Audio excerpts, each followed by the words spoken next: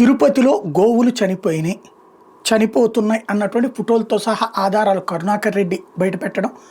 అబ్బే అది ఇంతకుముందే చండాలంగా ఉండేది, మేము వచ్చాక దాన్ని బాగు చేసాం చంద్రబాబు గారి ఆదేశాలతో అంటూ ఇటు చైర్మన్ ఈవో. వాస్తవంగా వీళ్ళు ఛార్జ్ తీసుకున్నాక ఎప్పుడు వెళ్ళారు గోశాలకి? ఇది నెంబర్ 1 పాయింట్. అది పక్కన పెడదాం, అసలు ఆ దరిద్రంలోకి పోవద్దు. బట్ అసలు గోశాల దాని సిస్టమ్ ఏంటి, ఇప్పుడు ఎలాంటి స్టేజ్కి వచ్చింది, ఇప్పుడు మళ్ళీ ఎలాంటి డెవలప్మెంట్ కావాలి, ఇందులో రాజకీయాలకు అతీతంగా దైవభక్తితో, దేవుడి పట్ల కృతజ్ఞతతో, దేవుడు మనకిచ్చిన పదవుల ప్రకారం ఆ దేవుడికి సేవ చేసే అదృష్టాన్ని ఆ భగవంతుడు మనకిచ్చినప్పుడు దాన్ని సద్వినియోగం చేసుకుందాం అని అనుకుంటే అద్భుతంగా చేయొచ్చు. రాజకీయాలు పక్కన పెట్టేద్దాం కాసేపు.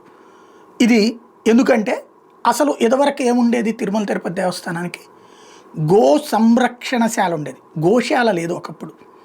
2020కి ముందు గో సంరక్షణశాల అంటే ఎవరైనా గోదానం ఇస్తే అవి తీసుకెళ్ళి అక్కడ గోశాలలో పెడతారు, అంతే తప్పించి వాటి సంరక్షణ చూస్తారు, అంత గడ్డి పెట్టడం.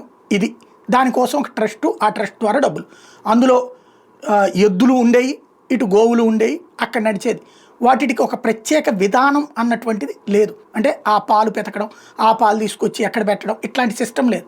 గో సంరక్షణ కోసం ఒక కేంద్రం. దాంట్లో 2020 సంవత్సరంలో ఇట్లాంటి ఇష్యూనే వచ్చినప్పుడు దాని మీదన ఆరోపణలు అప్పట్లో వచ్చినాయి. 2020లో అప్పటికి జగన్ వచ్చేసి ఉన్నాడు. ఆ టైంలో విజిలెన్స్ ఎంక్వైరీకి ఆదేశించింది. ఇప్పుడు నిన్న ఈవో శ్యామలరావు గారు చూపించినటువంటి వేదిక 2020లో వైఎస్ఆర్ కాంగ్రెస్ పార్టీ ప్రభుత్వం అధికారంలో ఉన్నటువంటి సందర్భంలో అప్పుడున్నటువంటి ఈవో ఏది అడిషనల్ ఈవోగా ఉన్న ధర్మారెడ్డి వేసినటువంటి విచారణ విజిలెన్స్ నివేదికనే ఇప్పుడు ప్రొజెక్ట్ చేస్తోంది. ఈ గోశాలకు సంబంధించి ఆ రోజున ఇప్పుడు నిజంగా చెప్పినట్టే పురుగులతో కూడినటువంటి ఆహారం ఉందన్నటువంటిది ఆ నివేదికలో ఉంది. 2020 నాడు బయటపడ్డటువంటి నివేదిక. అప్పుడు తీసుకొచ్చినటువంటి కొత్త విధానం ప్రకారం ఏదైతే వెటర్నరీ యూనివర్సిటీ వాళ్ళతో ఒక ఒప్పందం చేసి ఆహారం వాళ్లే సప్లై చేసేటట్టు గోవులకి, ఇది నెంబర్ 1. ఒక గో ఆధారిత అతిపెద్ద విధానానికి అప్పుడు శ్రీకారం చుట్టారు. ఈవెన్ ఈవోగా జవహర్ రెడ్డి గారు జాయిన్ కావడం, ఆయన వెటర్నరీ డాక్టర్ కావడం, ఇటు వీళ్ళకి అందరికీ కూడా అక్కడ దేవుడికి సంబంధించి ఒక శాశ్వత పరిష్కారం కావాలన్న ఆలోచనతో గో సంరక్షణశాలను కాస్త గోశాల కిందకి మార్చాలని నిర్ణయించారు. ఈ గోశాల అంటే అప్పుడు పాలిచ్చే ఆవులు, అట్లాగే ఆ పాల పదార్థాలు, ఇవన్నీ కూడా ఇందులో భాగంగా ప్రారంభమైనటువంటి. ముందు ఓ పక్కన ఆహారం, గోవులకి సంబంధించినటువంటి ఏదైతే ఆహారం కావాల్సి ఉంటుందో వాటన్నిటినీ కూడా సప్లై చేసేటటువంటి విధానాన్ని డైరెక్ట్గా అక్కడే ఏర్పాటు చేశారు.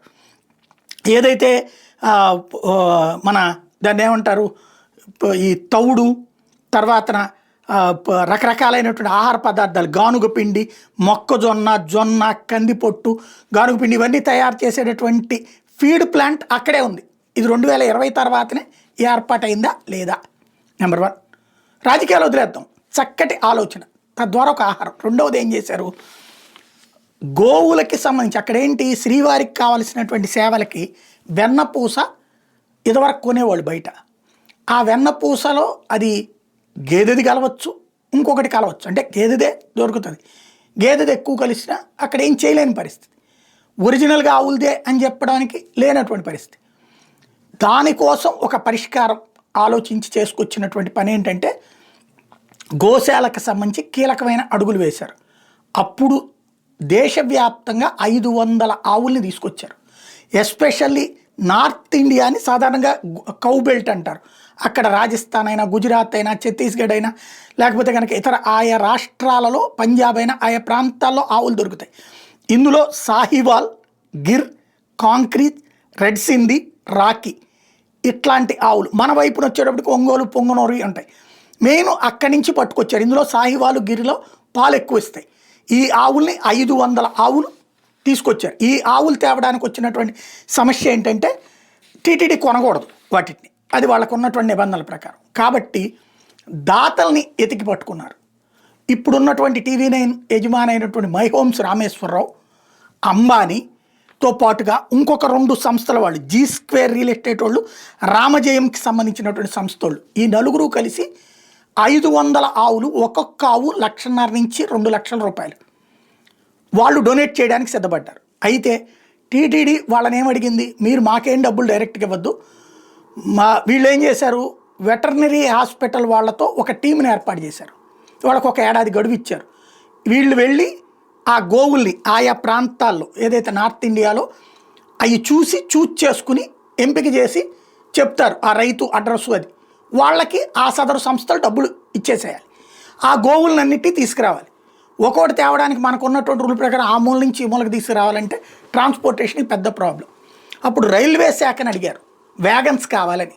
ఒక చోటకి పోగేసుకుంటే మీకు కావాల్సింది ఇస్తామంటే 6 సార్లు ఇట్లా వ్యాగన్స్ కావాలన్నారు. ఒక్కోసారి 100 చొప్పున ఆవుల్ని తీసుకురావచ్చు. ఆ వ్యాగన్లో కాస్త గడ్డి, నీళ్లు ఇవన్నీ కూడా పెడతారు, అట్లా తీసుకురావచ్చు అనమాట. అట్లాగా ఓవరాల్గా 500 ఆవుల్ని పట్టుకొచ్చారు గోశాలకి.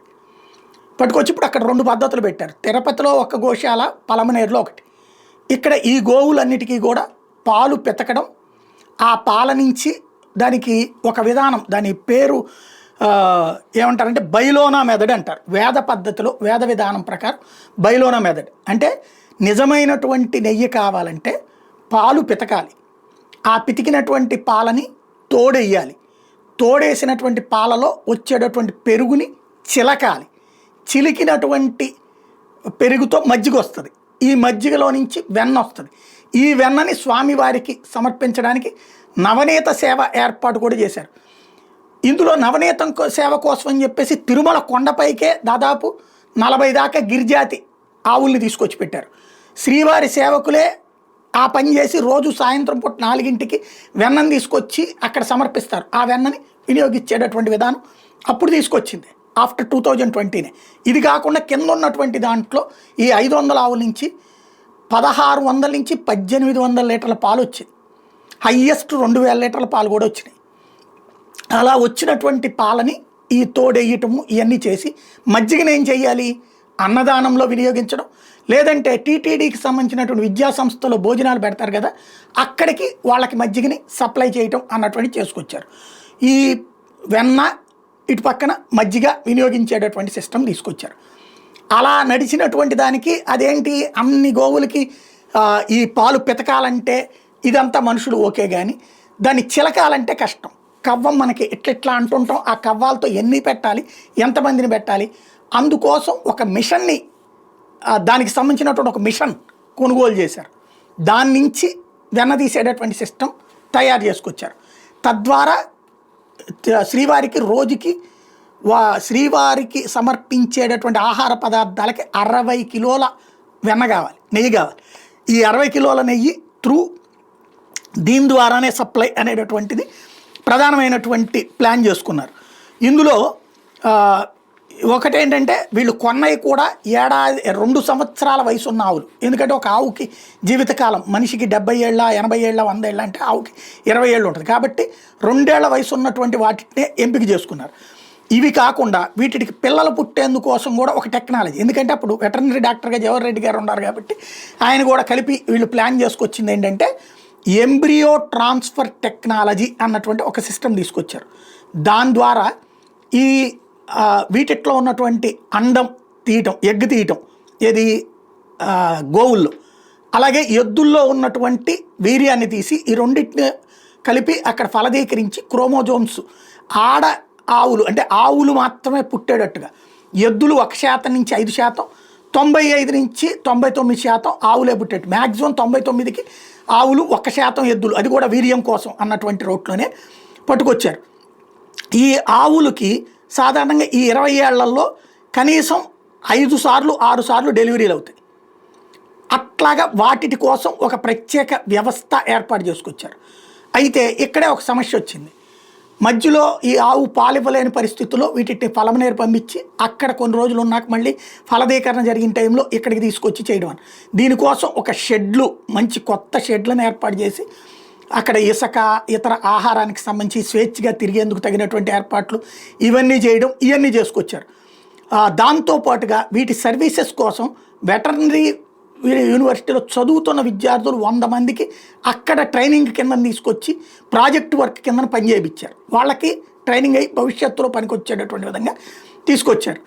దాని తర్వాతన ఏమైపోతుంది, ఏడాదికి 20-30 కోట్ల రూపాయలు ఈ వట్టిపోయిన ఆవులు కానీ వీటి ద్వారా అవుతున్నాయి. ఈ ఖర్చు తగ్గించుకోవడానికి తీసుకొచ్చినటువంటి వ్యవస్థ ఏంటయ్యా అంటే అప్పుడు ఈ రైతు సాధికార సమితిని రాష్ట్ర ప్రభుత్వంతోనే ఉండేటటువంటి సంస్థతో ఎంఓయూ కుదుర్చుకున్నారు. దాని ప్రకారం ఈ ఆవులు ఏవైతే వట్టిపోయినవి ఉంటాయో వాటిని ఒక్కొక్క రైతుకి 1 లేదా 2 ఈ రైతు సాధికార సమితిలో రిజిస్టర్ చేసుకున్నారు. తిరుమల వెంకన్న సేవ చేసినటువంటి ఆవులు అక్కడికి వస్తున్నాయి అంటే ఎవరు వద్దంటారు? అలాగనే ఎక్కువ ఇవ్వాలి, 1-2 అయితే రైతు బాగా చూసుకుంటాడు. వాళ్ళు ఏంటది ప్రకృతి వ్యవసాయం చేసే రైతులకి ఇచ్చేటట్టు. ప్రకృతి వ్యవసాయం చేసే రైతులు ఇది తీసుకుని ఈ ఆవుల్ని తీసుకుని ఏదైతే ఆ ద్రవామృతం ఘనామృతం అంటారు కదా, ఆవుకు సంబంధించినటువంటి పేడతో తర్వాత యూరిన్తో చేసేటటువంటి వాటి ద్వారా పంటలు పండించేటటువంటి సిస్టమ్, అలాగ తయారైనటువంటి వ్యవసాయ ఉత్పత్తులు మళ్ళీ టీటీడీనే కొనేటట్టు. అలాగే వాటికి సంబంధించినటువంటి ఈ ఇతరత్ర ఏది ధూప్ స్టిక్స్, ఈవెన్ అక్కడ గో ఆధారిత ధూప్ స్టిక్స్ కానీ రకరకాలైనటువంటి ప్రొడక్ట్స్ కూడా పెట్టారు ఆ టైంలో. ఇట్లా ఓవరాల్గా ఒక గోవులకి సంబంధించినటువంటి సిస్టమ్ ఎస్టాబ్లిష్ చేశారు. అయితే ఇందులో ఫర్దర్ ప్రాబ్లం రాకుండా ఉండటం కోసం అని చెప్పేసి నేషనల్ డైరీ డెవలప్మెంట్ బోర్డు NDDBతో 48 కోట్లతో సెంటర్ ఆఫ్ ఎక్సలెన్స్ బెస్ట్ ఆవుల తయారీ వీటి ద్వారా ఇంకా తయారు చేయడం కోసం 48 కోట్లతో ప్రారంభించినటువంటిది 70% పూర్తయింది. ఇప్పుడు టీటీడీ అది పూర్తి చేసి దాన్ని సద్వినియోగం చేయాల్సినటువంటి అవసరం ఉంది. ఎట్ ద సేమ్ టైం ఏదైతే ఇంతకుముందు ఈ ఇతర రకాలైనటువంటిది గీకి సంబంధించి ప్రిపరేషన్ ఏదైతే చేయడానికి కోసమని ఒక ప్లాంట్ కూడా నిర్మాణం కొండపైనే అదే అక్కడ తిరుమల సమక్షంలోని టీటీడీ సంబంధించిన సమక్షంలోనే ఏర్పాటు చేశారు. ఏది ఈ వెన్నని చిలికి దీనికి సంబంధించినటువంటి ప్లాంట్, పర్మనెంట్ ప్లాంట్, గీ ప్లాంట్, దానికి దాదాపు 90% పని పూర్తయింది. ఈ రెండింటిని పూర్తి చేసి అక్కడ బాధ్యతాయుతమైనటువంటి సిబ్బందిని ఇదివరకు ఇప్పుడు ఉన్నటువంటి వీళ్ళు గొడవ చేస్తున్న హరినాథ్ రెడ్డికి ఇదివరకు షోకాజ్ నోటీస్ ఇచ్చింది పాత పాలక మండలి ఉన్నప్పుడే. గతంలో వైసీపీ ఉన్నప్పుడు కూడా అతని మీద కంప్లైంట్స్ ఉన్నాయి. అతను సక్రమంగా చేయటం ఇందాక వీళ్ళు చెప్పిన పురుగులు అవన్నీ ఉన్నప్పుడు ఆయనదే పేరు, దాన్ని సరిచేసేటటువంటి సమయంలో ఆయనకు నోటీసులు ఇవ్వడం ఇదంతా కూడా జరిగిపోయింది. ఇది ఒక సిస్టంలోకి తెచ్చారు. గో సంరక్షణశాల నుంచి గోశాల దిశగా నడుపుకొచ్చారు.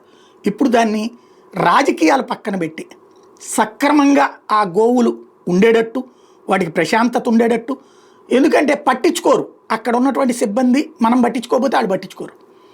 ఈ సిస్టమ్ గీకి సంబంధించినటువంటి ప్లాంట్, అట్లాగే ఈ ఇతర ఏదైతే NDDB వాళ్ళతో ఉన్నటువంటి ఇంకా ఆవుల్ని ప్రొడ్యూస్ చేసేటటువంటిది ఇది తయారు చేయగలిగితే శాశ్వతంగా దీనికి సంబంధించినటువంటి ఒకటి శ్రీవారికి సంబంధించినటువంటి కాన్సెప్ట్ కింద అవుతుంది. రెండవది ఈ దేశవ్యాప్తంగా కూడా మిగతా గుళ్ళకి ఆదర్శం అవుతుంది. రాజకీయాలు పక్కన పెట్టి ఆ దిశగా అడుగులు వేయాలని కోరుకుందాం.